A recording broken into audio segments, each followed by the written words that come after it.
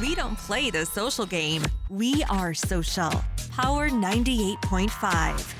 You're listening to Power 98.5, powered by United Angels Dream, your number one resource for public relations, entertainment, and multimedia. Contact them today at unitedangelsdream.com. Hi, this is Dan Aykroyd. He's progressive. He's beautiful. He's thoughtful. He's intelligent. He's powerful. He's positive. He is Stephen Cuoco on Power 98.5 Satellite Radio. Empowering listeners from the US to the UK. Live on air with Stephen Cuoco. Hey, what's up? My name's Grant Kanoki. I'm a singer, songwriter, producer, and artist, and you're listening to Power 98.5.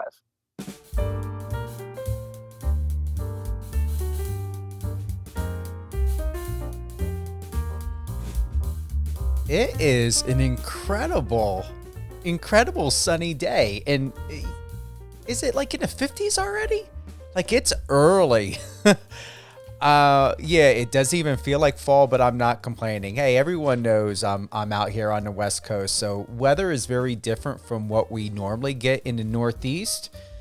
New Jersey, from where I'm from, about 45 minutes outside of New York City. But the country version, the country part of New Jersey is the reason why we're the Garden State. Yes, my family, they still have farms. Not as many as they used to, but I grew up. Horses, the pigs, cats, they grew their own food, corn, they rented out the land. It's quite interesting growing up. We had unlimited supply of deer meat, which I did not eat. Vegetables, which I really did eat, fruits. We had apple trees. Jersey is still Jersey, small town of Washington and Broadway, originally from Phillipsburg. It was very beautiful scenery back in the 70s and 80s. Changed a lot, in the last several decades, but yeah, they're already getting snow flurries, and it's a real burr out there. And I'm like, have fun with it, guys. What was it? What, about 2 years ago? Oh, I had it.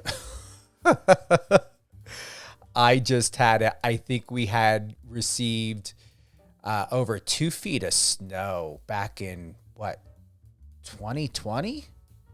Oh, yeah, no. Thank God I was able to borrow my neighbor's snowblower, because there was just no way. But I do enjoy shoveling. It's great to tighten up the ass and the abs and the legs and get a good sweat on and go inside. And, I always enjoyed either a nice beer or a cup of coffee. Do we have anything in the queue right now? Let's double check real quick. Big shout out to Jay Palarulo. Just to let you know, my assistant Christina sent over all the information. And yes, all right, we do have something from Jay. Thank you so very much. Just listen. Stephen has some great insight. I'm very proud of Tom. He's a well-spoken young man. I think he falls outside the paradigm of what most people perceived a fighter to be. By the way, Tom would never correct anyone, but as a journalist, I know Stephen would want to have it right. Palarulo, it's pronounced like this. I spell it phonetically, if I'm saying that correctly. Palarulo. Palarulo. Thank you to Stephen for all his support. He did a wonderful job. I've listened to a few of his other interviews, and he is insightful and approaches his subjects with a strong sense of empathy and genuine interest. Outstanding. Thank you so much, Jay. I'm going to Palarulo. I'm going to tell you, Jay, if you're listening, I'm going to definitely respond back directly to him. If you're listening to us on the website on power985.com or the iOS or Android app, you can message us in real time. I get those messages. My team gets those messages. So don't hesitate. We have today with us actor Garrett Alexander Watson. We're going to be talking about his latest new hit Christmas film, I'll Be Home for Christmas. Once again, thank you so much TJ Pagliarulo. I'm Italian. My last name's Cuoco, but I respect and understand that not everyone knows how, to properly pronunciate it, but it's okay. And I'm going to remember that because we will be having Tom back on the show more often than not. And I'm looking forward to sponsoring him in his next fight. I'm doing it. I really appreciate him. Tom Pagliarulo is an incredible athlete. Truly respect him, appreciate him. If you don't know, he is a professional MMA fighter. I studied and took a lot of classes in boxing and almost went into jiu-jitsu, didn't do it, but I love boxing. It's a great way to exercise. I believe everyone should have a sense of being able to know how to defend themselves. You never know in situations in which you may be in.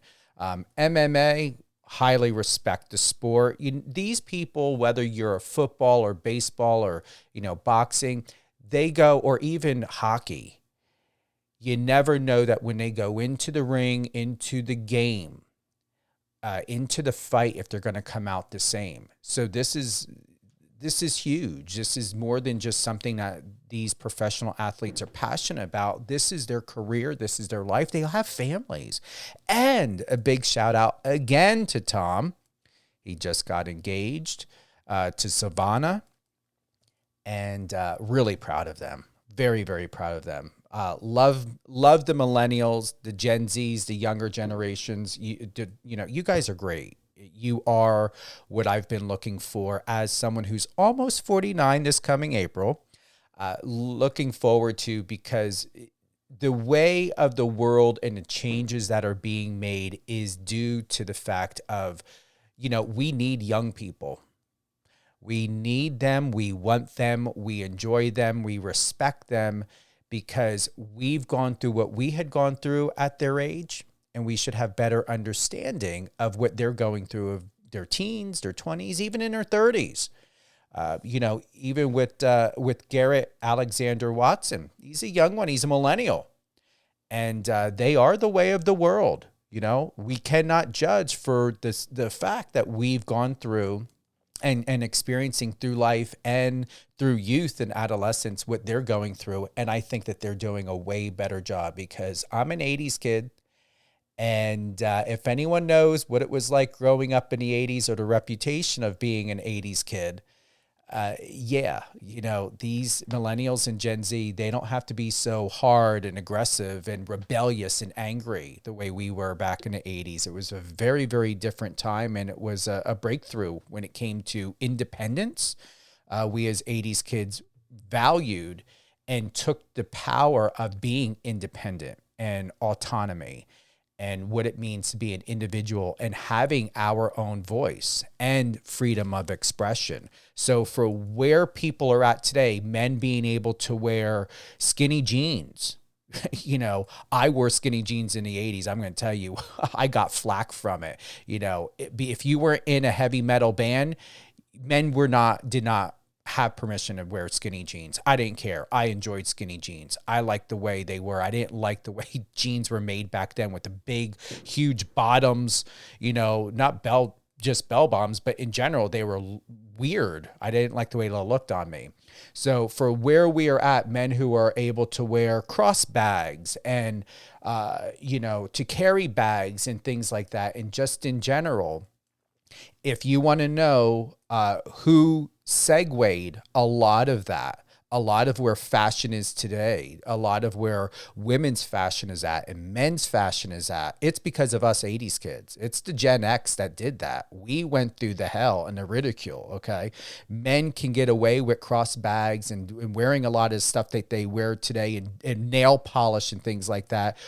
You could not do that unless you wanted to be receiving hard, LGBT references. You couldn't get away with it. So I just want everyone to know, especially men, the hell we had to go through for individual identification and thank you, and what we do and what we have when it comes to personal and professional expression. It is because of the 80s. and how we have made those changes. And I'm very, very grateful to see the ownership and the personal expression that we have. We have coming up on December 24th, George Crissa, actor George Crissa. We're going to be talking about his latest film. Another big shout out to Marcos Papadopoulos for setting this up and putting this together with Garrett Alexander Watson, as well as George Crissa. And we've got professional award-winning fencer Nick Itkin. He's coming up on December 27th. Is it the 27th or is it the 22nd? Thursday. Let's double check that. We just got that book too. Oh yeah, no. Thursday, December 22nd at 11 a.m. Pacific time. Super excited. I was able to meet and find out about, professional fencer Nick Itkin through my good friend and client, Paralympian Jamal Hill. Excited for what we're going to be doing in 2023. Going through my notes and my pages here, thanks to my team. We're looking forward to music artist Chase Bell. I know a lot of you were excited about that interview. We had to reschedule, and we're going to be posting and sharing very soon for that interview as well. Oh, anything else? I think we got a lot covered right now. So we're going to get on to, I got to do it. Very proud, Mr. Garrett Alexander Watson. His latest new hit film, I'll Be Home for Christmas. He stars in this along with Jennifer Freeman. It just aired last night on a Great American Family channel. And that was last night. And it's going to be coming back on again. Do we have it? Yeah. Hold on. Oh. Yeah, okay, so I'll Be Home for Christmas airs again on December 18th. That was today, 10 a.m. And December 20th, 8 p.m. We're going to play that little clip that Garrett posted on his Instagram. Actually, you know what? Let's go ahead and do that now. We're going to listen to a clip from I'll Be Home for Christmas with Garrett Alexander Watson and Jennifer Freeman, which debuted on the Great American Family channel last night. The storm's come in. I mean, it's a complete whiteout. I don't think the roads are going to be open. Oh, no. I need to get out of here. That's not a good idea. I can't be stuck here. No, I can't be here. Well, what's so wrong with waiting the storm out here? I have plans. Okay, well, people make plans and God laughs. I'm sorry, but I have contracts that have deadlines. Yeah, and I have to get my grant notarized by 6. Do you have a four-wheel drive? I do. Okay, not even Santa's making it out in that fog. Yeah, but together, Okay, no. I am not letting my best friend in the whole world go in this. No, ma'am. You guys are staying here. I can do an electronic notary. Where is the computer aisle? Aisle 22. Okay. That's great. I can get my documents. Aisle... 22. Yeah. The internet's down. What? No, the internet cannot be down.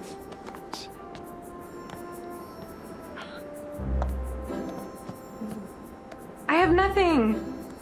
I don't either. Good morning. Garrett, welcome to Live on Air with Stephen Cuoco on Power 98.5. Hello, Stephen. How are you, man? I'm tuned in. I'm very, very well. I'm very proud of you. This is awesome. You look exceptional. We connected just the other day, had a very, very candid conversation. Very, very proud of you in so many ways. And I'm going to tell you, the industry better never undermine or underrate you as a man, as a professional, as a professional and a man of color, because you are talented. And I want to see more great films and potentially, television series. I can see you on Netflix in the near future. Steven, that would be the dream, man. I really appreciate your kind words. This actually was the third feature film I've done, which I've actually done all three this year. And this was the first one that actually went to network. I always have these like, like what is think of these moments when they see these movies, especially being so early in my career. So I really appreciate your words, man, on that one. What's happening? I mean, this film just debuted and aired last night. Right. I'll Be Home for Christmas. What's the response been like? What is your agent? What is your team? What are people doing? How are they sharing? What's the talk about town? So it has gotten phenomenal response back between the GAC TV's Instagram page. I actually just was recommended by the director to make a Twitter so I could interact with all the happy fans. So I just did that last night. Instagram, it's been phenomenal. Facebook, just been getting plenty of text messages. Even my mom texted me. She saw it too, which was pretty interesting to hear one of your own, birth relatives say that, there's a star in the family, man. So it was a really good night, and I was really glad to have a night of appreciation for something we put a lot of hard effort into. And you look fantastic on the cover. I'm looking at it right now. Thank you. Yeah. It was a really fun project, man. I highly doubt they did much Photoshop because your skin looks perfect, and the photo is beautiful of you guys, you and Jennifer. Yeah, they definitely worked on making sure that we look natural and everything, which is a great way to go these days for sure. But yeah, Jennifer was amazing to work with. We had a great supporting team who all brought different kinds of characters and personalities, and definitely, behind the camera, the crew, the DP, the director, the producers, was a great collaborative team that we had to get this project pulled off. So I'm looking here right now. Providers. So we got Cox, DirecTV, Dish. You're on every single major platform to where there is no reason why no one can watch this. Now, Here's the thing, and I'm going to be honest with you, and I know what my channel's set up. Like, we've got several different lifetimes and everything. And this was a question I was asked by two people when we put out the word, put your video out there, love the promo video, is I was told that they couldn't find the channel Great American Family. Can you tell us, is this on every major network, or how can everyone find this channel? So it is actually on, let me pull this up for you guys. It is on Cox. It's on DirecTV channel 326, Dish TV channel 165, Xfinity channel 1620, Uverse channel 1529, and Verizon Fios channel 743. It's also on Spectrum, Optimum, and Mediacom. And if you guys can't find it there, I do know that it should be going to the streaming options as well shortly too. So I know that it's going to be on Friendly. If it does end up on Hulu or Amazon or any of those other ones, I can let you guys know when I find out. But I do know it is going to Philo, Sling, Friendly, and Fubo. That, and the station in itself, just like we see, like, say, Lifetime or Discovery Channel, it will say Great American Family. Correct. Yes, Great American Family. That's awesome. Yeah, streaming options here. Friendly. Yeah, I think, is that a paid network or is that a free streaming platform, Friendly and Fudo? I think it might be a free one. Friendly, I think they do have a temporary free subscription. I know that for sure. Especially like the first week or so you sign up. I'm going to have to check that out. And then Philo, I've heard of them. And then everyone has heard of Sling. This is great exposure for you, for the fact to where this isn't just a film. This is a film that has a lot of pride. There's a lot of great aspects when we think about you as a working professional actor in the industry. There was something, especially with the clip that we just played, and I'm processing here, is I'm enjoying how films remind me a lot of the 80s when I think about networks like Lifetime and even what this network is doing. And hold hold on, I'm pulling it back up. The Great American Family. I'm not used to highlighting that channel, but I'm looking forward to it. It reminds me of the films that we had back in the 80s. I noticed a difference and a change mid to late 90s and early 2000s. I actually stopped watching Lifetime, and I actually stopped watching films that had very much a Lifetime or Family Channel feel. There was something different about it. The acting I'm just being transparent for whatever reason, and I'm doing it because you and Jennifer, in a way this film was done, and just it's not cheesy acting. I'm just going to cut to it. I noticed that a lot of films that started to come out in the late 90s and early 2000s, I could hear, and excuse me, my assistant brought me some food. So while you were sharing, I was eating a little bit and drinking my coffee. So I feel a little bit of the English muffin burnt flake and black in the back of my throat right now. When I was watching these films, and I'm not meaning to discredit, my point of it is I don't enjoy listening and watching a film that sounds like the script. And to maybe other people, and I've had these conversations, because you and I are in the industry, I can tell a difference when an actor sounds like the script, as though it's a robotic programming of what's next, and when it's very fluid. You and Jennifer are fluid. It reminds me of the way I used to love watching family films. And I want to thank you for that. I really appreciate hearing those words, man. And it's interesting because I do feel like some films definitely can bring that warm feeling, you know, like even if you're out in a different climate, you're watching a film and you just feel like you're back by a fireplace and under a tree with your mom or your dad or your siblings growing up. And I think that those feelings are very important to have. Jen has actually been acting a lot longer than I have, and she's a phenomenal co-star that I really had the opportunity to work with. I do know, me being a little bit newer, I was super appreciative to have such a strong team to help pull some of these candid moments out, you know, and bring some of the truth to the screen. Again, too, I definitely know what you mean when you talk about when someone sounds like they're reading something from the script, because you also have to be able to find a way to make it yours and make it personal to you. And make that scene come to life and make those moments between you and whoever else is on screen with you sound vivid and full. And I 100% understand what you mean, man.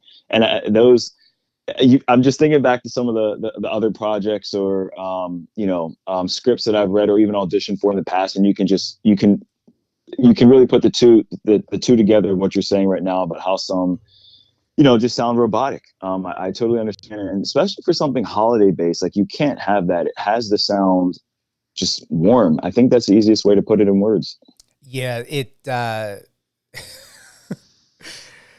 Boy, did they need you back then in the 90s. I was just born. See, that's what it's, because you're how old again? You're 33 or 30? No. I'm 29, man. I'm a 93 baby. That's right. But you look so much younger. Thank you, man. I appreciate that. So once again, millennial, stop bitching about them like you guys are. You're doing such a great job. And that's the thing that I'm so appreciative, once again, about you, Garrett, as someone who's 29, who looks 22, 23. You did it. And here's the thing. I wouldn't recommend letting anyone know or assume, unless you really feel that you need to and want to, that you're still fresh, because you're seasoned to me. I've been in this business for over 30 years. And even that small clip that I just watched, I felt it. I didn't just hear it. I felt it. Yeah. And that's what I appreciate. I want to watch films and all due respect to Lifetime, even if it's a film that is not a Lifetime film and I start watching it, or a friend's like, oh my God, this movie's really good, why don't you come watch it? I'm like, oh, you're watching a Lifetime film. It's one of those, yeah, I really liked it, but should we go get a drink this afternoon? I'm going to be meeting Krista. Please, no, don't give me that. I want to hear what I just heard with Jennifer and you. Right. And even in the moments, man, and people are going to love the moments where you find us just talking in sync together and finishing each other's sentences, and moments like that where you can see, wow, like they really had a strong relationship at some point in time. And it's growing back in fruit again. And those were really some of the most fun moments I've had on set. Your recent article with Marcos Papadatos at Digital Journal, Garrett Alexander Watson talks about his new acting projects and fitness. I want to read this part right here. He began his commercial and print career in 2017 after moving to Orlando, Florida. In the fall of 2019, he moved into an educational background and understanding of acting as an art and a career. He has appeared on the Starz network in Step Up High Water, season 3, where he plays Nelson. You had then said, I am really excited about Step Up High Water. Prior to nothing that his episode title, Bring 'Em Out, will be out on Sunday, December 11th. So I went through that. But what I want to highlight here, Garrett, is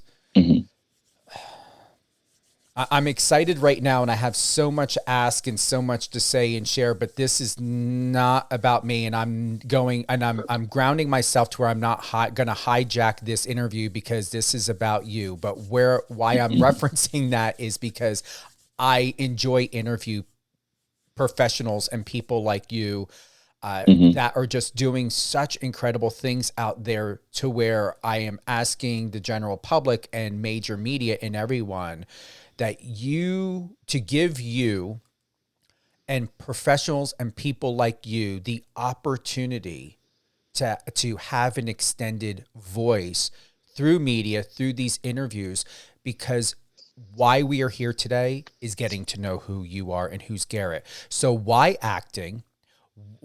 Okay. You could have done anything that you've wanted to do in your entire life. You're highly educated, very sophisticated. Why this? Why this career?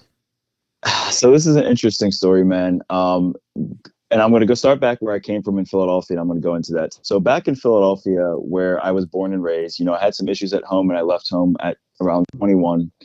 I was a lifeguard at the time. So, starting to become personable, work with families, kids, things like that. And I ended up going into auditing and accounting, and I had 2 different accounting positions, and I ended up quitting both. Because I was doing a week's worth of work in one day. First one was a distribution company. Second was a security risk and travel agency. So learning a process of doing something was very easy. I wasn't enjoying sitting at a cubicle all day and not interacting with people. So I was at this point in my life where I was in this quarter life crisis, and I decided to take 3 days off of work. I was getting, again, months worth of work done within a couple weeks. So the third night I took off, I was asleep and I had a dream, and it was me telling myself to move to Florida. And it was the most interesting experience, because I went back in the next day, which I believe was Monday, told my supervisor, hey, I'm going to give a month notice. I'll train anybody who need me to, but I'm going to Florida. I had nothing planned. I had a little bit saved up. I was living by myself already. So understanding, how to live by myself and take care of myself to a degree was, doable. So, I went through that month, sold my furniture in my apartment, and I just drove down to Florida, took some pre-workout throughout my trip. And I started fresh. I actually picked up a job at a nightclub, and going into the acting perspective, there was a guy that used to go to the nightclub. He lives in LA now. But every single time he went there, which was about 3 or 4 times a week, he's like, Garrett, you've got a good look, a good personality. You should get into acting. I was like, no, man, I'm good. For an entire year, this guy kept asking me to do it. And one day I was coming out of the gym at 3 a.m. after I finished working out working at the nightclub. He came out after me. He was like, hey, Garrett, have you thought about doing it? And I was like, oh my God, bro. Okay, I'll try it. I will give it a shot. Just stop asking me. So that really was kind of where I started with my commercials, man. I got some headshots done, jumped into the commercial world for a bit, and I'd say probably after about a year and a half, 2 years, I wanted something with a little more story to tell. So I found out about an acting coach in Atlanta, and I drove up. I had to take a workshop with her. It was a 2-day intensive, and I drove up, the 7 hours from Orlando to Atlanta, and in those two-day intensives, I realized that I wanted more. I wanted to tell stories. I wanted to see where I could take this career and understand others in relationships. So every Sunday for the next 3 months, I would start taking acting classes in Atlanta. I drive up, take the classes, I drive halfway back, and I'd sleep in my car. Now, the reason I slept in my car and I didn't get a hotel room was because I wanted to see what I was willing to give up to get what I wanted and what conditions I was willing to put myself in. I know most people probably don't think like that, but I think it was important for me to challenge myself in every way, shape, and form I could. And it's funny because in one of the last acting classes, we were going over just different, I would say, traumas and being able to connect with them and express them. And my acting coaches at the time had said, Garrett, we're realizing that there are a lot of things that you have not explored from your past yet that you need to spend time working through. Because we're seeing that you're not able to connect with them. It's almost like you're holding something in, like there's a wall up. And I didn't understand at the time what that meant. I was like, man, like I'm trying, I'm really expressing myself. Like, what are they asking of? And they weren't asking something for me to show them. They were asking for me to do it for myself. And I really took some time to think about that, man. And it made me realize that acting was the first career that I was ever going to start and have that wasn't going to teach me to learn a program in Excel or Oracle or SAP or something like that. But it was going to teach me how to understand myself, understand my traumas, and understand relationships and vulnerability. And I think that something with society today we don't work on is understanding ourselves and being vulnerable with not just other people, but with ourselves. And this career was going to challenge me to be a different man. And I was like, wow, like this is a journey of evolution, and it never was about the fame or money for me, man, but it was about the exploration of myself. Are you there? Yeah, okay. I'm still here, man. I thought you had more to say like that. I was taking all of that in. I didn't. Yeah. You that ended quickly, and I was like, do I say something or not? I'm just listening. I'm just thinking back to just like how impactful the moment for me was in this journey. So continuing on from there, I started auditioning more for television and film. I did my first feature film, which I had auditioned for at the end of 2019, and I booked it in 2020. That was a zombie type horror drama movie, and I actually played an archer. So there was a skill that I had to learn. I took classes in Orlando. That was a super cool movie to do, which I love horror. I love stuff like that. Anything that's going to require me to do more, not just an internal conflict, but conflicts about the world and those around me. That's actually should be coming out sometime later this year. I know it's in editing right now. I then booked a role for my second feature film, which was a rom-com movie, which was really interesting because I played a businessman. And I'm a very business oriented person, that's for sure. But what's interesting about a lot of these movies about romance is they taught me the things that I was unable to express in prior relationships that I had with women that I was dating. And I don't want to go too much into the I'll Be Home for Christmas and spoil that, but the main character, Drew, who I play, is struggling between having to choose between love and his business.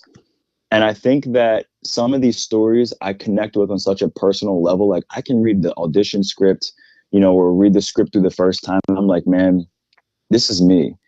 And there's almost a journey of self-discovery that I get sometimes from going through these projects, because these are things that I'm literally going through in my real everyday life. And I'm like, okay, like I'm booked for this project for a reason.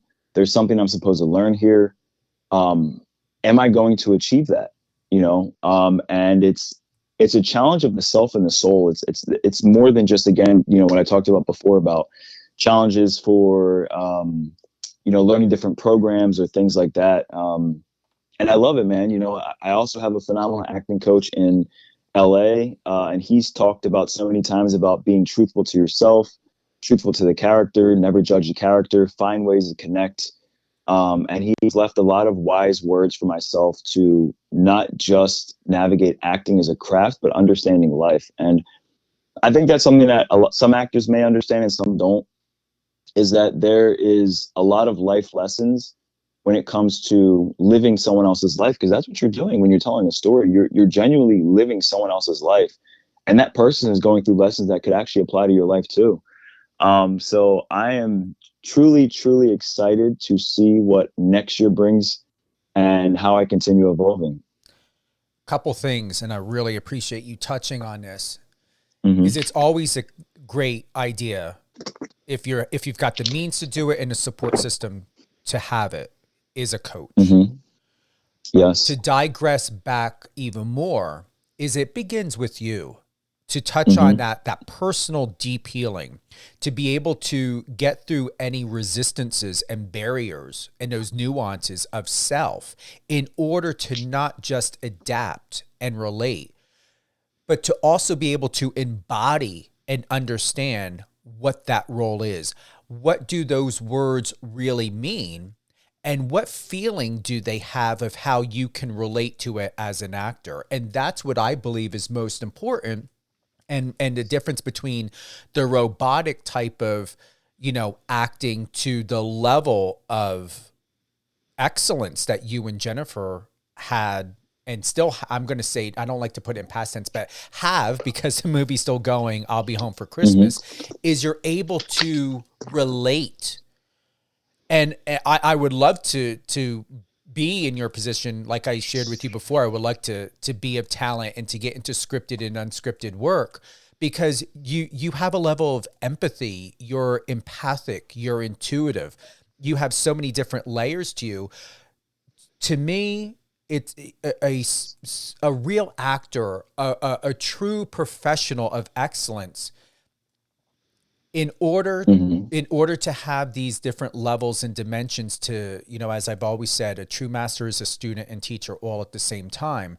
What I believe from those vulnerabilities and from what you just shared with all of us is you're going to be able to excel in areas of this profession greater than what you may realize, because you're going to be able to channel your personal experience of how you have thrived, resolved, come to peace, established balance, forgiveness, understanding, gratitude. And you're going to recognize those roles, and you're going to be able to embody and imbue Garrett Alexander Watson in each and every role somehow, to be able to teach us and to be able to feel and to see and to witness your strength and perseverance. And I want to thank you for that level of candor and transparency, because this is not easy. I cannot say, I do what I do best as a PR rep and in media, and this is natural to me. But like yourself, that's a lot of responsibility to take on, to be that role. Yeah, it is. And it's interesting that, and I'm so comfortable talking about where I find struggles and failures at. And there are definitely moments when I'm in moments on a set, and it's hard for me to connect, because again, growing up, like I had a very rough upbringing, just from being in North Philadelphia, the issues I had at home, moving into this journey of living in a different state myself, into this career. And you find these walls fighting to come back up every single time you're on set. And you have to be able to drop them, and how can you drop them for people around you watching if you can't drop them in your personal life? And again, I really do hope that a lot of people take time to understand their traumas, understand their vulnerabilities, understand the things that they need in life, admit to themselves when they're not okay. And that's something that I've learned to do very, very recently is, if I need to go on a drive, man, and let some tears out, I do it. If I need to go shut myself in my room for a bit and just think, I do it. And I think that as long as we have an understanding of ourselves, we can spend time understanding people around us. And I think that's something we miss today, man. We're in a day and age where I feel like a lot of us have forgotten to care about ourselves. And this is why we're struggling caring about each other. And acting has taught me to do that more. And I'm really, really appreciative of it. Isn't that incredible what a healthy healing tool and opportunity you've been able to allow? You gave permission to be an actor, to trust producers, directors, the writing, the scripts, to be able to give yourself the permission to decide, do I want to be part of this or not? And when you have chosen, just like with I'll Be Home for Christmas and several of your other projects, you found a way. Yeah. Yeah. And it's all about that, man. One thing I've learned in life is that it's never a linear path. And you're going to have so much resistance fighting you every single the way of what you're trying to get in life. And you got to keep fighting, man. It's exhausting. I will tell you that there are days, when you're going through personal things in life and you're just like, man, like I am burned out. And again, this is why I tell people all the time, like, it is okay to not be okay. Take time for yourself, take time for your mental health. Take time to recover your soul, and then hit it again. We're not quitting. We're not stopping. I don't want anyone to think that. But take that time for yourself you need, because you're going to need that strength for the next level. And there's a very, very famous quote that I love. And it says, every next level demands a different you. And the first time I read that, man, I just got chills. On a whole different extent. And it's true. Every challenge that we are given today is preparing you. And there's another quote that I heard recently too. God will punish you by giving you everything you want and see how you handle it. And that one yes. Yep. I felt the same way, man. And some people may have religious beliefs and some people don't, but there's some truth. I feel like, whether it's a higher power in the universe or not, we are given everything we want, whether it is exactly how we wanted it or not. We're given what we asked for. And there's going to be a test on seeing how we handle it. I'm going to be honest. I'm looking forward to that because the Lord's done that several times in my life. I cannot confirm or deny, Garrett, how recent, if that has happened, but I know the areas of myself when it does. Okay. I'm not going to say if, when it does, I'm going to look forward to finding out who Steven is in that moment, because the Steven I am now is doing everything to do the right thing, to prepare, and not just for that moment, but to know that this layer, this area, this person of who I am now is going to evolve, whether I like it or not. Yeah. Yep. And life has a way. Life will show you. Yeah. Life will keep evolving you, Steven. That is for sure. When we think about fitness, this is something definitely would like to find out your thoughts on, is what fitness trainers, people who are, doing what you're doing, in the world of health and wealth, of mind, body, soul, and spirit. There have been times I've seen on social media where, especially more with men, not women, will show before and afters and be extremely critical of what they were, who they were about, and what they look like. And when I find it or notice it, even with some people that I'm following that are very, very, they work very much within that realm, especially in the entertainment industry, because they're helping other actors and stuntmen prepare for a role. I'm like, I see beauty and, a sense of perfection in both. When you had a gut, and when you have a 6 or 8 pack, because if it wasn't, this is my whole point. If it wasn't for that version of you before, you would not be and have what you have today. And without that understanding, you're not able to grow. And most importantly, and share with me your thoughts on this, how can you appreciate the body and embodiment of who Garrett is now if it wasn't for the Garrett that did not have those six packs and didn't have those perfect shaped pecs and didn't have those biceps? So this is an interesting point, man. So I actually wasn't even 100 pounds until I was 15 going into ninth grade. And I was a super skinny kid. You know, I'm talking like to the point where my brother and I, we used to have to hold on to poles during winter storms so we wouldn't start blowing. Like we were super skinny. And I remember when I was 16 years old, when I started working out, it was because I saw Taylor Lautner in New Moon. And it wasn't because of the response that he was getting from people like fanboying over his body or anything, but it was like, man, like, this is an ideal embodiment of confidence that I want. Like, I want to be able to walk down the street shirtless or in more fitted clothes, because back then I used to wear extremely baggy clothes. You know, I used to wear larges and extra larges, stuff that was way bigger than my body because I was ashamed of myself. I didn't like the way I looked.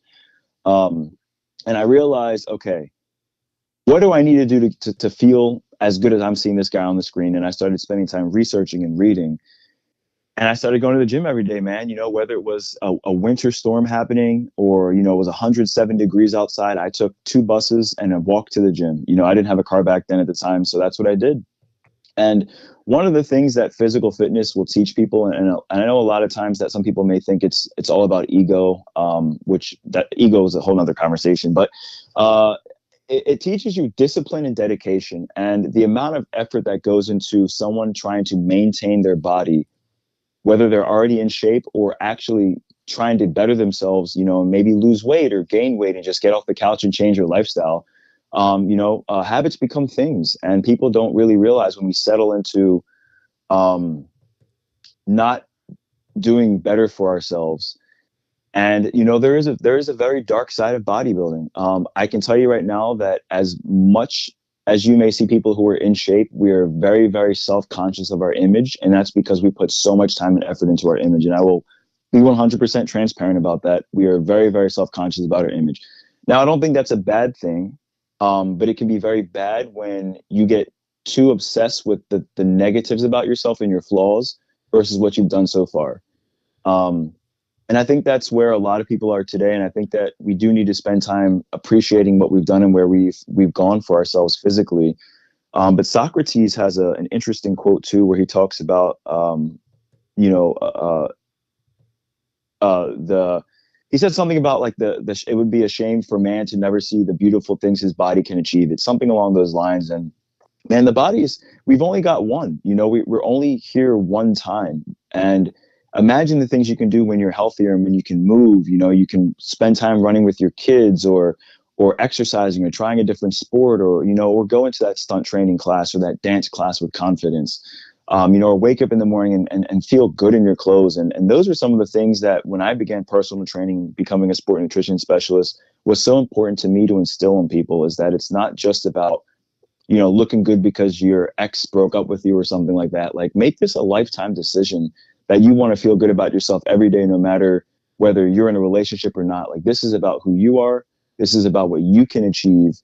And then you can help others around you, achieve some of the same things. And yeah, you know, I think it's very important to instill those type of mindsets in people.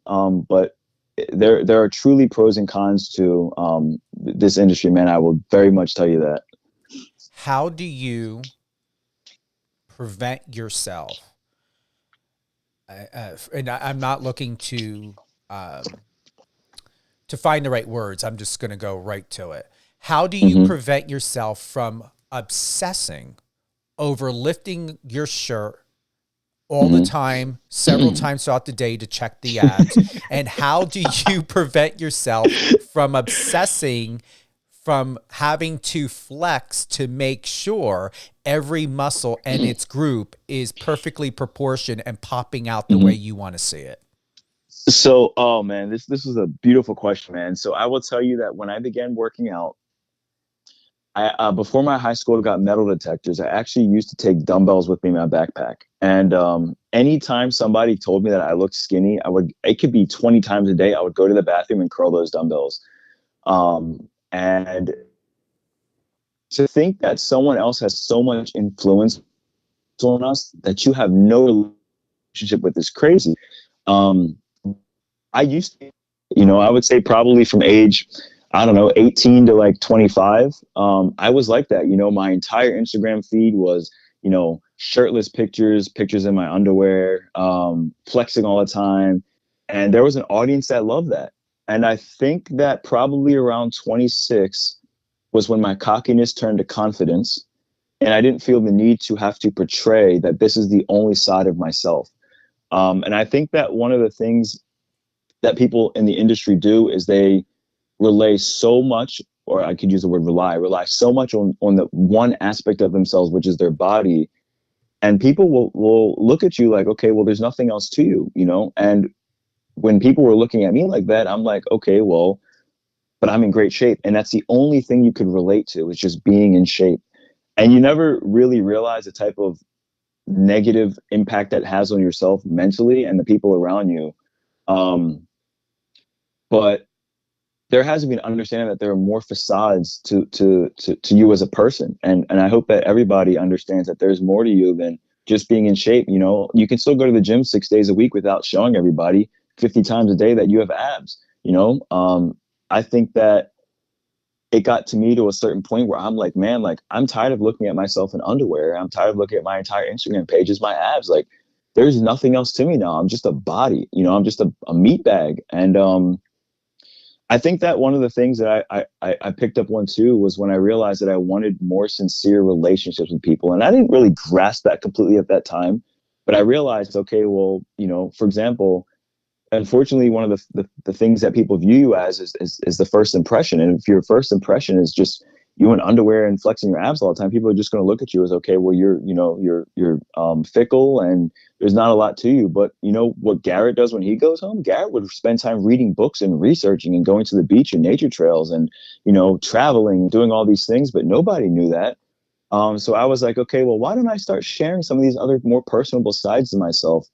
And I realized that the connections and relationships that I was gaining with people through some of these other things were so much more meaningful. Like, yeah, I still go to the gym 5 to 6 days a week. I have a fitness TikTok where I talk about more than just my abs or flexing my abs all the time. I have another fitness Instagram page, but I've diversified what I share with the world about myself. And in turn, this has made me feel, wow, like there's more to me than just this. And I think that people who are stuck in that mindset, haven't really gotten to the point of comfortability where they realize they can share these other things with other people and people are going to like them or not like them. And that's okay. It's not about everyone liking you all the time. Be true to who you are. I'm a big believer in that now.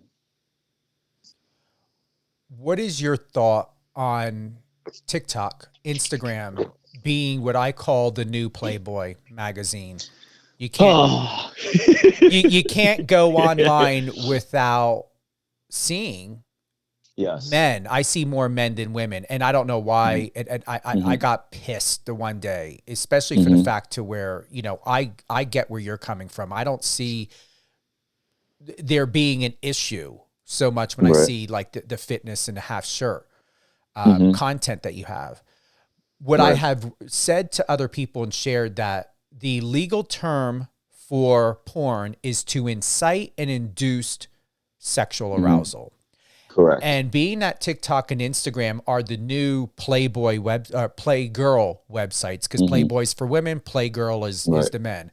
I literally, as someone who understands, has a background in mental health, emotional intelligence, as a grief counselor, I see men perpetrating and prostituting themselves in a very self-predatory way, the same as what a predator or a pedophile would to a young person or a child. I see adults doing it. And some people are like, I never thought of it like that before, and kind of changed up the way that they are doing things online. Because even with some people who are like you in the industry, I'm like, you've got to be careful, because it's important that you understand the message. You're here trying to book legitimate roles, but then somebody is in Calvin Klein underwear, wearing a cock ring, semi-hard penis, all this stuff. I said, this is pornography in the eyes of the law. And I said, realistically, what this person is doing to themselves is they are acting as their own predator, perpetrating and soliciting not just porn, but also they are creating confusion for casting directors, producers, and everyone else, because we see, someone on a cover or part of a project or a TV show or an independent film, and now we have Playgirl style content. Is it getting out of your control? Why is it getting so far? Or is it because men are just, as you said, so insecure and impressionable that instead of seeking guidance and figuring out what is in their best interest for themselves, they're just following a trend because it's what they're making quick, easy money through OnlyFans.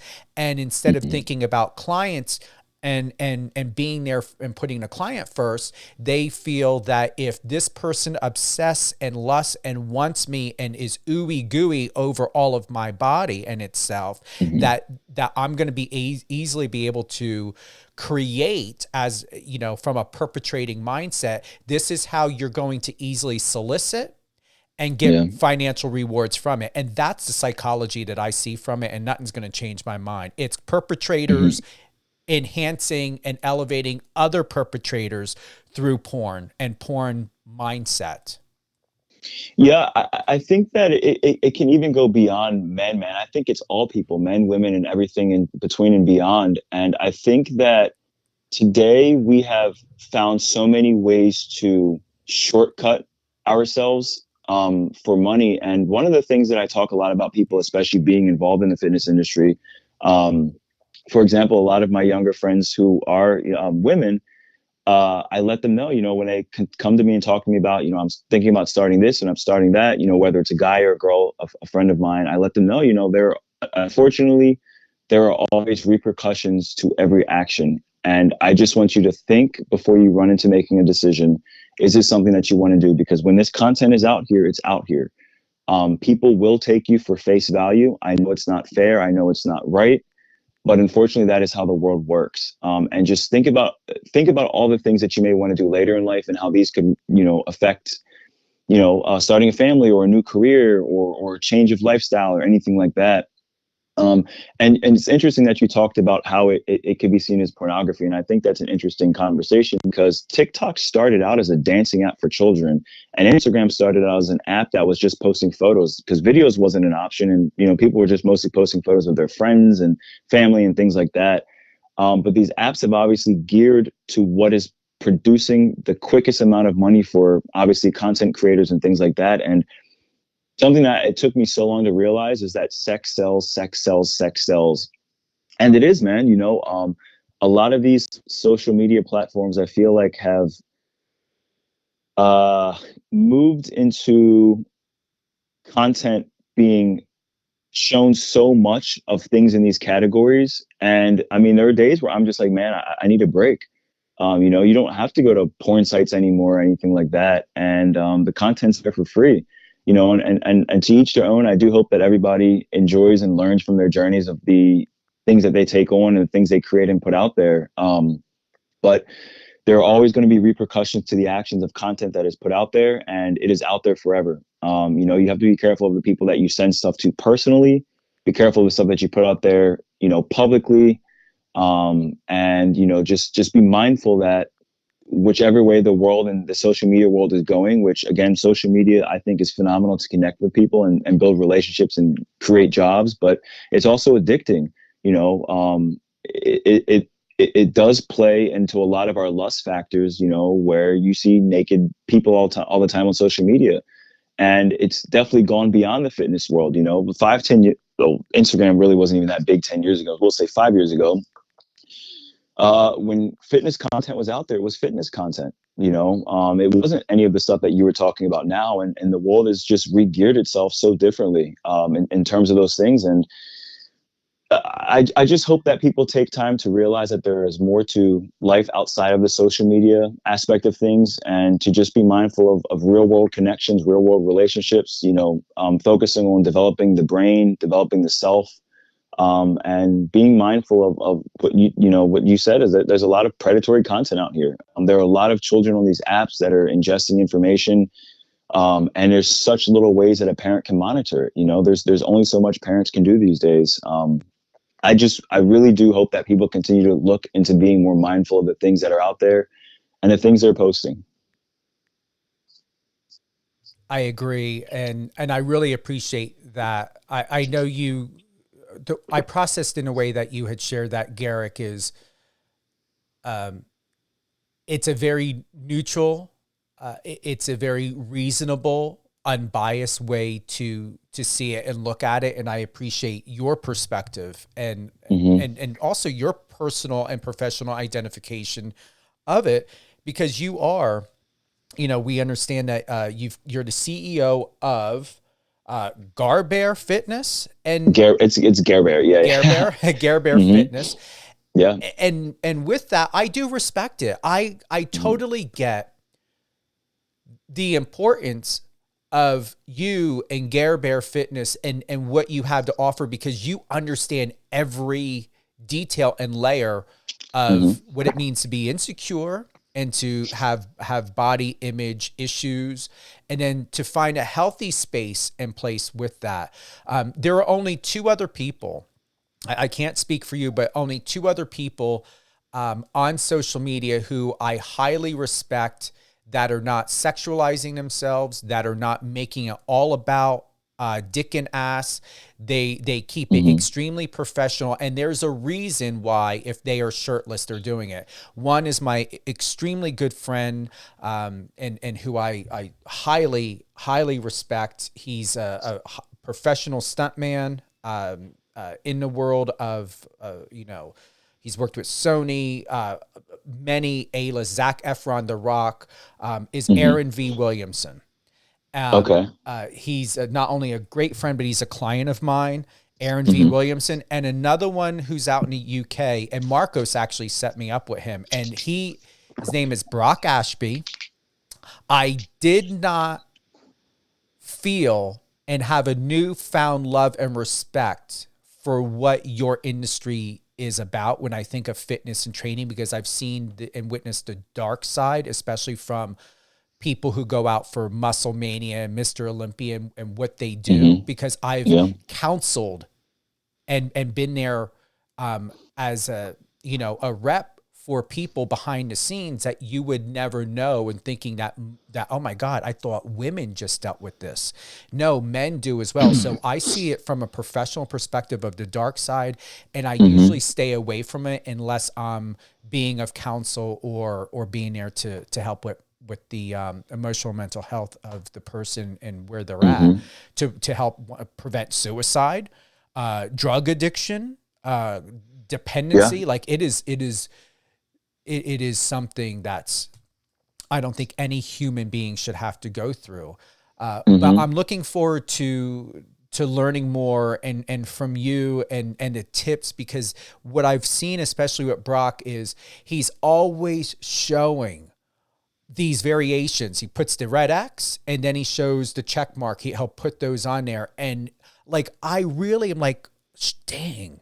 Like I told Marcos, like, I never had a newfound respect of what the fitness industry was about until I interviewed Brock, and how he educated me, and knowing that he's putting the client's well-being first. He's not using his dick and abs and body and sex appeal and handsomeness to leverage to get clients and to sell a false identification of what it means to be physically fit and healthy. Yeah.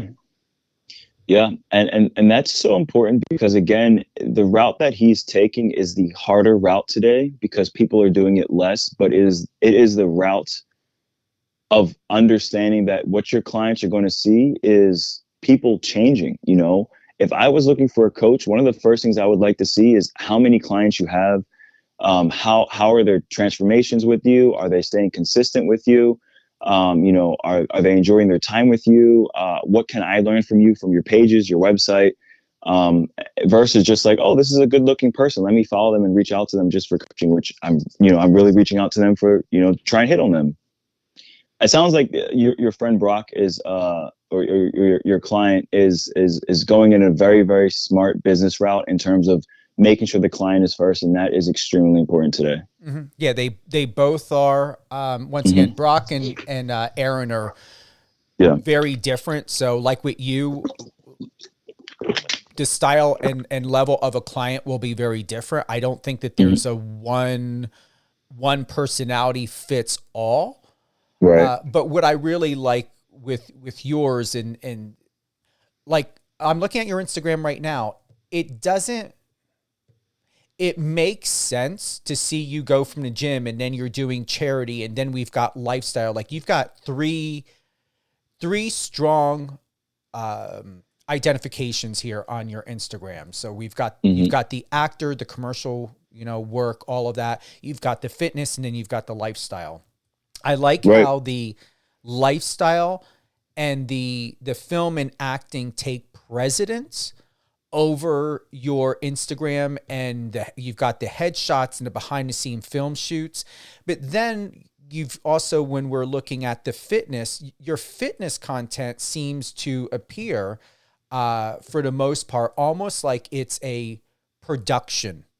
It's not like, oh, Garrett's in the gym doing something, like this one back on October 31st. Like you're there, you're next to a tripod stand with the camera.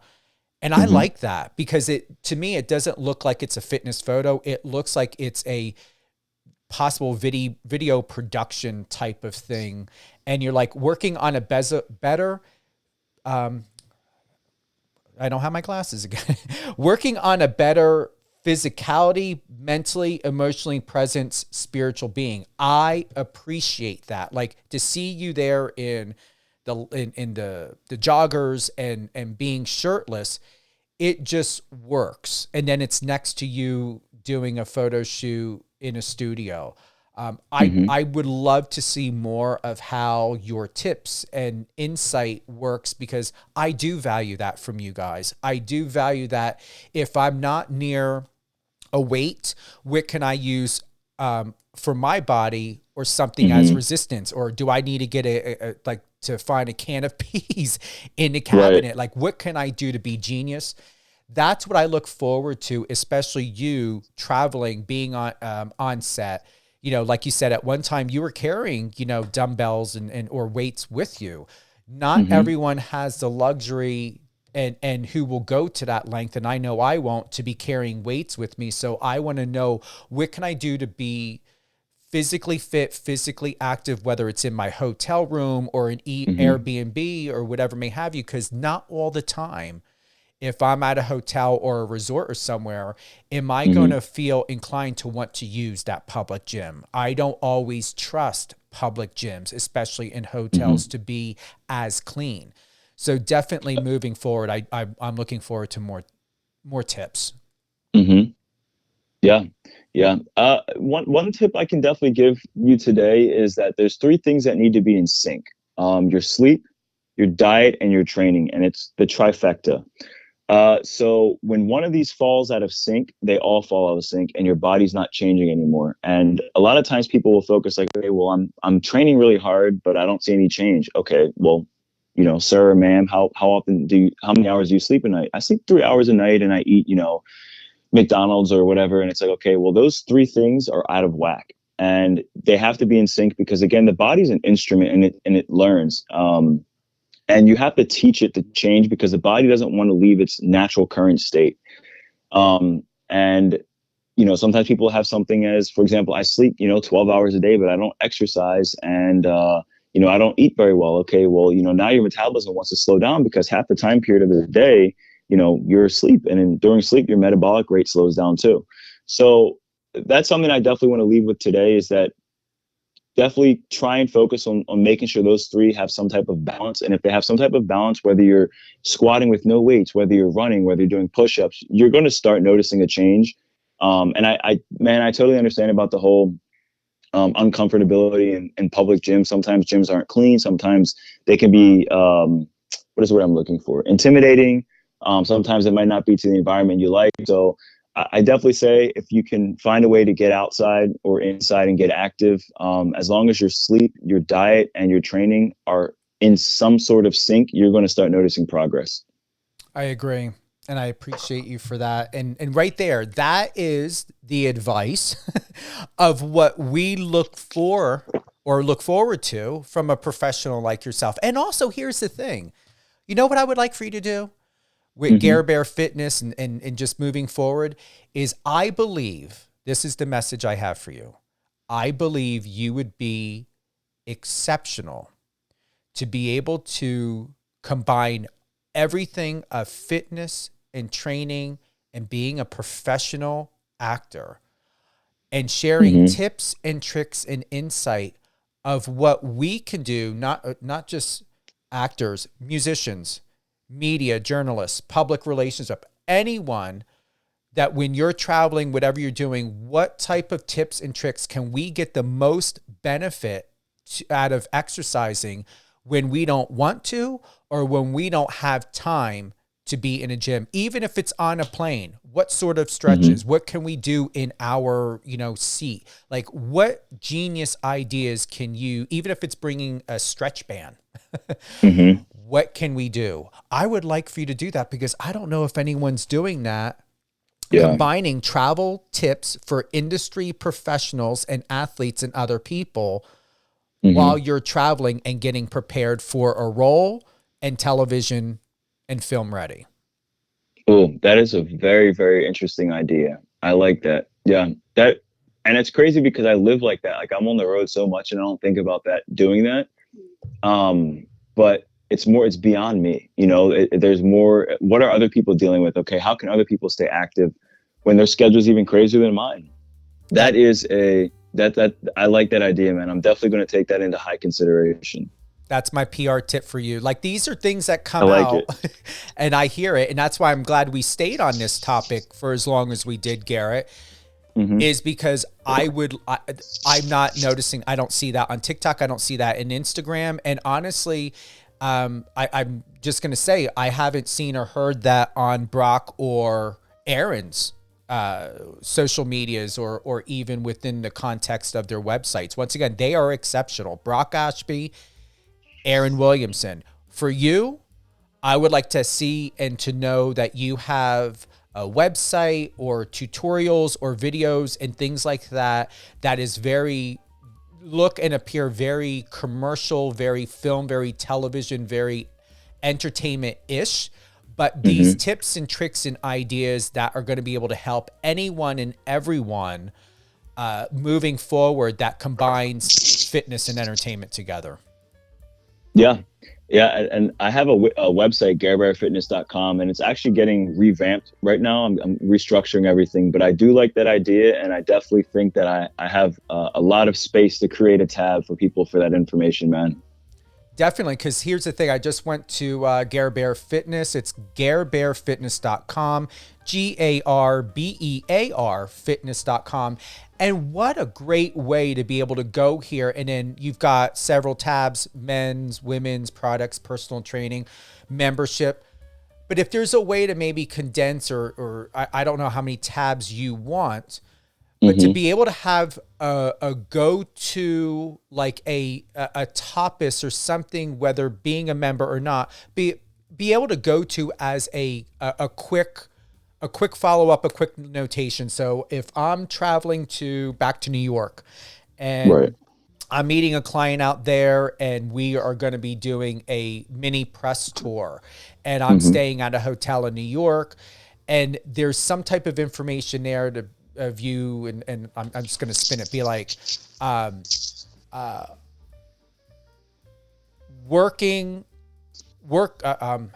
would it be? how can I spit like a media press title. That's what I would like to see. Like your tips starting out like a media press title. Right.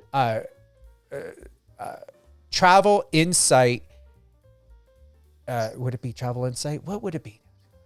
I want to get this. I really want to get this because I'm excited with you for this. Yeah. How to highlight your day through these top three from these three top fitness tips to take your media tour to the next level without looking exhausted. Something like that. Ooh, that is a good one. Yeah, especially if you're going like into a meeting or on set or something and you can't look burned out. No. Ooh, okay, I like that. You see where we're going with this? Yeah. And you can get away with it. And it coming from you, it's what I would want. And I'm telling you, I would want to have you be the go-to, be like, okay, dang. And then have these insights sound like it's a media. Like, just like I did it. Like it's a little media press article. Boom. And it would make sense because it's not going to, it's those how to find, how to acquire, 5 tips to gain more. Yeah. There you go. Yeah. I appreciate that. Oof. I'm just, my brain juices are working right now. And can you imagine people who are like TEDx people who are always on the road, who are doing like 50, on stage speaking gigs and tours for their new books? Everybody needs this. They want it, but they relate to it. And when your subject, when your headline, when it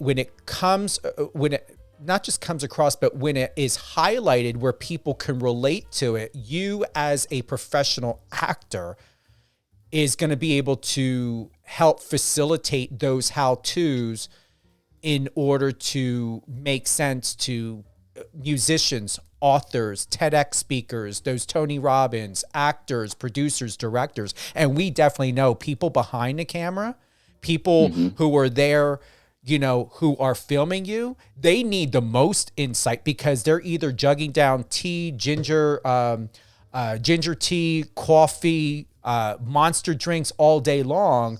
And how often are they even knowing what a sit-up is? And then you're able to be like, oh, hey, you're in your studio, you're in a hotel room, there's a chair in there, pull that out. Here's what you do to get the 6-pack ab underneath all of that and more in order to feel stronger and more presentable for your, and I'm just like more presentable and stronger to stand strong for today's filming, because we know they need to have solid core muscles. They don't need that 6-pack or 8-pack ab, those producers and directors. But if they want to feel like they have it, what can they do with the chair in the hotel room? Right. Oof. I'm so inspired now. Yeah, there we go. Yeah. Yep. Especially the crew members when they have to carry all that equipment. Yes.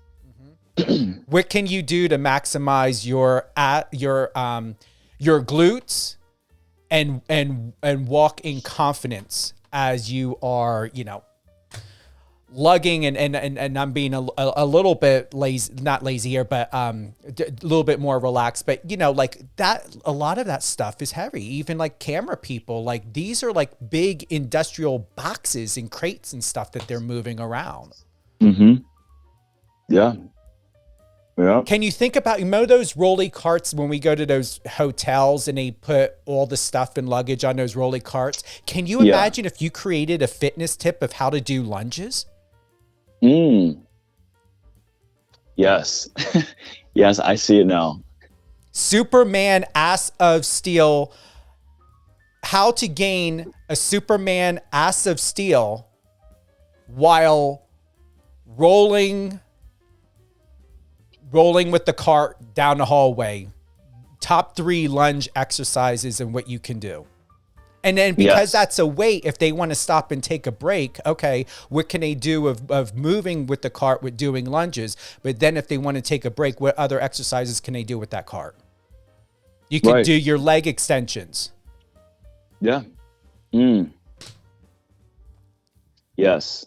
See that now? Oh, You, man. I'm not Yeah. even a fitness trainer, and I'm already grabbing all of these because you inspired me. I'm like, yeah, this is Garrett Alexander Watson. This is what I see for you to do, and be able to, while you're on set, get a hold of one of those carts, figure out what's there, and get those photos and maybe get those videos. And that's what I see. I see you doing, your leg extensions, your glute back extensions, walking with lunges. Obviously, you want to have it as a distance, but be able to teach when it comes to posture and all that, and use those carts and all of that camera and film equipment as resistance while you're working and enjoying it, but getting your exercises in where you're not just pushing and pulling. Yeah. Oof. I like that, man. That's oh, yes. Now you're taking Gare Bear Fitness to a whole other level.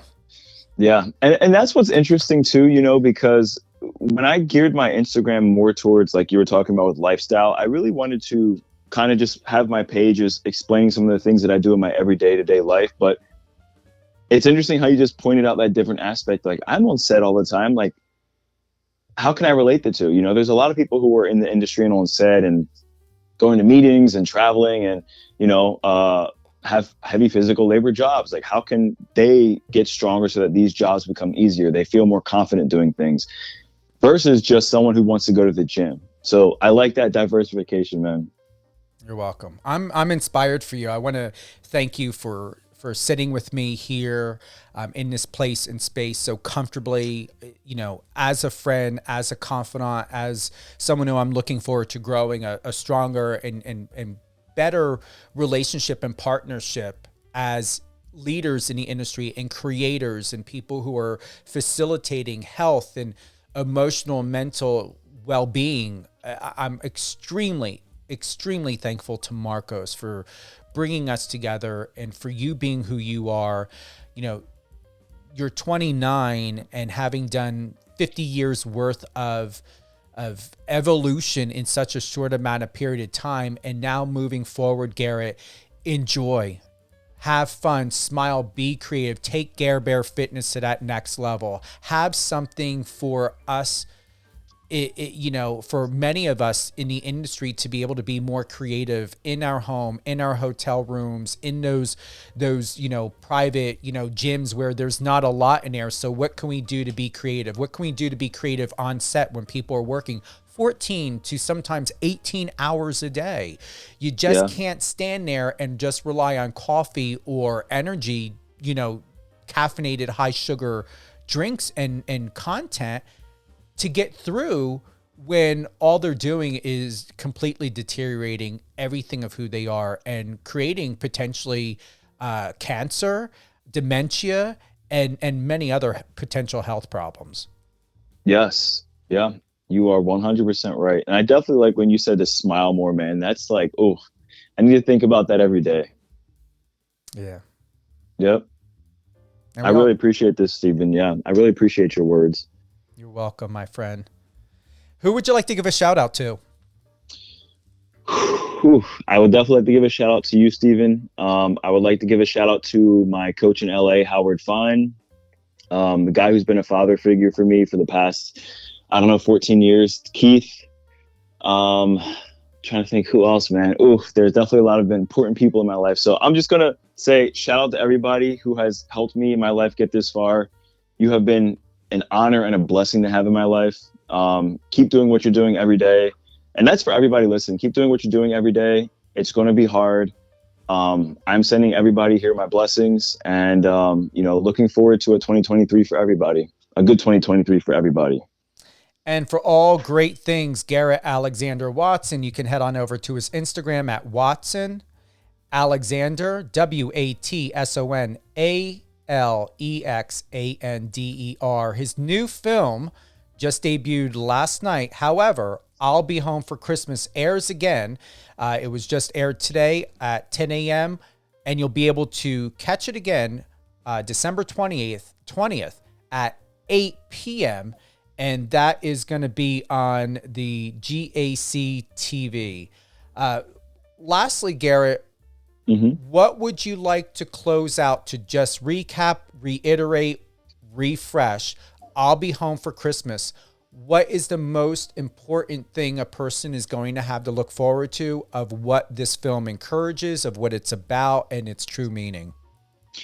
The last thing I want to leave you guys with is understanding that it is okay to have goals and dreams, but just be mindful of the positive things around you that you can also bring into your life. Be open to sharing happy, healthy moments with people around you, not just for the holidays, but every day and every moment of your life. And I truly hope you guys get a chance to check the film out. It is airing one more time on December 20th at 8 p.m. EST, and I'll see you guys there. Thank you, Garrett. Hold the line. We're going to close out, but definitely want to have a personal, private, thank you and saying goodbye. Is there anything else you want to close out with? I think that's it, man. Guys, make sure you are getting up every day, setting those goals, staying true to yourself, true to the relationships around you, and let go of those fears and go for what you need to. That is the only thing holding you back from your dreams. So keep pursuing. And you do have one more project coming up. I want to get you back on another live. What is that film? So the one that I recently did was called The Boyfriend Trap. We shot that one already. But yeah, I'm actually working on some other things right now in terms of sword combat and whatnot. Just looking forward to some new projects coming up next year, man. But can't reveal too much about that stuff yet. So no worries. we're gonna have it out. We're gonna have you back on definitely. Thank you, Garrett. Yep. Thank you to everyone for tuning in today live on air with Stephen Cuoco on Power 98.5, power985.com. Your go-to for all great things, entertainment, news, sports, and more. Remember, we also have Catherine and Company with Catherine Swain, which airs Sundays at 11 a.m. Eastern. Resilient You with Alicia Pazzoni, Saturdays at 11 a.m. Eastern.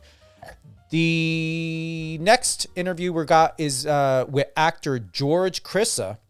Big shout out and thank you to Marcos for setting this up. December 21st, we're going to be talking about his latest Christmas film. Once again, George Crissa, December 21st. That's on a Wednesday, 4 p.m. Pacific, 7 p.m. Eastern. We've then got professional champion and athlete Nick Itkin. He's a professional fencer. That is Thursday, December 22nd at 11 a.m. Pacific. Remember, this is a radio show, not a podcast. However, you can check out and tune in and share all things live on air with Stephen Cuoco on Amazon Music, Amazon Audible, Spotify, iHeartRadio, and many others to listen, to share this exceptional interview with Garrett Alexander Watson. All things I'll Be Home for Christmas, once again, December 20th. 8 p.m. Eastern Time on the Great American Family Channel. Thank you to everyone who's tuned in, whether it be on Alexa, the iOS or Android app. And with all the love and support, share it with your friends and family. We look forward to having you with us again. Happy holidays, everyone.